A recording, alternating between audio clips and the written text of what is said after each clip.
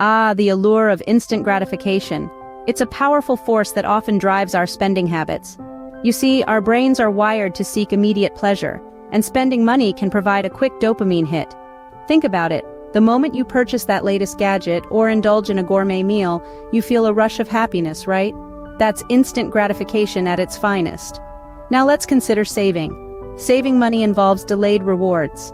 It's about forgoing that immediate pleasure in favor of future benefits. Imagine stashing away funds for a dream vacation, a new home, or even your retirement. The payoff is significant, but it's not immediate. It requires patience, discipline, and a vision for the future. So, while spending gives us a quick thrill, saving offers a more substantial, albeit delayed, reward. And let's be honest, delayed rewards can be less appealing in the moment, especially when that shiny new thing is just a click away. Our purchases often reflect our emotions.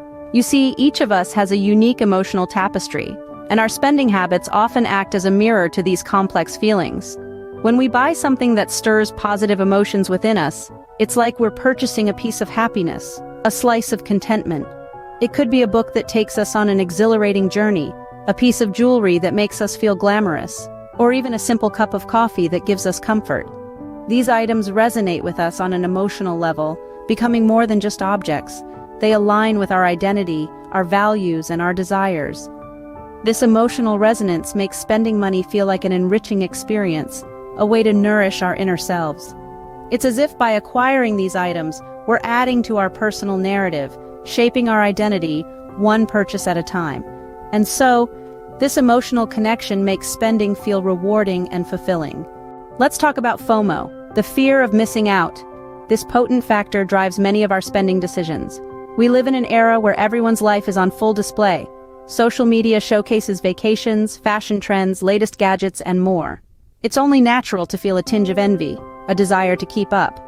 Now let's add peer influence into the mix. Friends getting the latest smartphones, neighbors driving new cars, colleagues dining at fancy restaurants. We often feel compelled to match these standards, leading us to spend more than we might have planned. Furthermore, societal trends and norms can sway our spending habits. Trends change rapidly, and staying relevant can feel like a never-ending chase. This desire to fit in, to not feel left behind, prompts us to spend, even when it strains our finances. So, it's clear, we're enticed to spend to keep up with others or to showcase a certain lifestyle. Ever noticed how marketing techniques tap into our desires? They're cleverly designed to stoke our interest and open our wallets.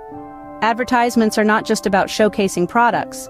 They tell stories, evoke emotions, and create a perceived need for the product. They make us believe that owning that product will enhance our lives in some way. Then there are discounts and sales. Oh, the power of a good bargain. They create a sense of urgency, making us feel that if we don't buy now, we'll miss out. This now or never mindset often tips the scale in favor of spending over saving. And let's not forget about consumer culture. It fuels our desire to have the latest and the best. It's a culture that equates possessions with success, and this mentality can make saving money seem less attractive. Marketing strategies often make us feel we need to buy right now. They play on our emotions, desires, and fears, making spending seem like the most appealing option. Our decision-making processes are influenced by cognitive biases. That's right, our brains are wired in ways that can sometimes lead us astray financially. One prime example of this is the anchoring effect. This is a cognitive bias where we rely heavily on the first piece of information we encounter, the anchor, when making decisions. Let's say you see a designer bag originally priced at $1,000, marked down to $500. You perceive this as a great deal, right? That's the anchoring effect at work. Your mind is anchored to the original price, making the discounted price seem like a steal. But here's the catch. The anchor price isn't always the true value of the item. It's just a number that's been set to influence your perception. By understanding these biases, we can become more mindful shoppers. It allows us to question our impulses and make more informed spending decisions. Sometimes we spend to cope with stress, anxiety, or emotional distress. It's a phenomenon many of us are familiar with. You've had a bad day at work, you're feeling stressed out, and suddenly buying that new pair of shoes or that video game seems like the perfect solution. This is often referred to as retail therapy, a term coined to describe the act of shopping with the primary purpose of improving the buyer's mood. This kind of emotional spending activates the reward centers in our brains, releasing a rush of dopamine that can make us feel better, at least temporarily. But while retail therapy might offer a quick fix, it's important to remember that the relief it provides is often fleeting.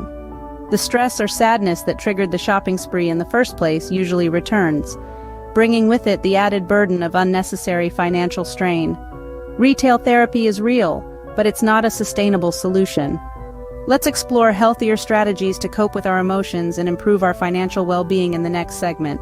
Understanding the psychology behind spending is crucial. With that in mind, let's delve into the transformative power of financial literacy. It's about more than dollars and cents. It's about empowering ourselves to make informed decisions. By learning the basics of budgeting, investing, and money management, we're better equipped to navigate our financial journey. Now, setting clear, achievable financial goals can be a game changer. Whether it's saving for a dream vacation, paying off debt, or building an emergency fund, having a target gives our saving efforts direction and purpose. But what's equally important is practicing mindful spending. This means being fully aware of where our money is going and asking ourselves if each purchase aligns with our financial goals and values. It's about distinguishing between needs and wants and making conscious choices. So, armed with knowledge and mindfulness, we can shift towards a healthier saving mindset. We're not just saving money, we're investing in our future. With knowledge and mindfulness, we can shift towards a healthier saving mindset. Ultimately, it's about reframing our relationship with money. A shift in perspective can make all the difference. Let's take a moment to consider the value of experiences over possessions. While the thrill of a new purchase might be exhilarating, it's the memories we create, the laughter we share, and the lessons we learn that truly enrich our lives. Now let's think about long-term financial security. It's easy to get caught up in the here and now, but what about the future? By valuing financial stability, we can invest in our peace of mind and ensure we're prepared for whatever comes our way. And finally, let's explore fulfillment beyond materialism. True contentment comes from within, not from the things we own. By seeking happiness in personal growth, relationships, and purpose, we can find satisfaction that outlasts any purchase. Reframing our relationship with money can help us make better financial decisions. Remember, it's not about what money can buy, but what it can enable for us in our lives. It's not about completely avoiding spending, but finding balance. Yes, balance, that golden mean we often hear about. It's the key to a harmonious financial life. Think of it as a dance where budgeting is your choreography. It helps you plan your steps, keeping you grounded, while also allowing for some improvisation. Now imagine your savings as your stage. It's what you're working towards, your ultimate goal. Whether it's a dream vacation, a new car, or a comfortable retirement, these goals give your financial dance purpose.